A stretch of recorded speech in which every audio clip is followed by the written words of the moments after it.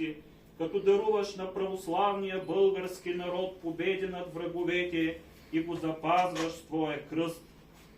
Още се молим за милост, живот, мир, здраве и спасение, посещение, прощение, освобождение от греховете на Божиите раби, всички благочестиви и православни християни, които присъстват тук с домовете и чадата им, и всички по цялата земя.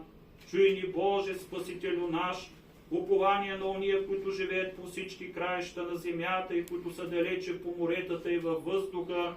И милостив, милостив бъди, Владико, за нашите грехове и ни помилуй, защото си милостив и човеколюбив Бог, и на Тебе въздаваме славата на Отец, Син и Светия Дух, сега и винаги и во веки веков. Амин. Слава на Тебе, Христе Боже, упование наше, слава на Тебе. Слава на Отца и Сина и Светия Дух, сега и винаги и во веки веков. Амин.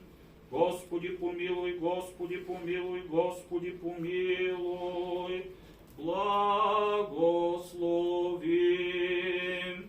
Христос, истинският наш Бог,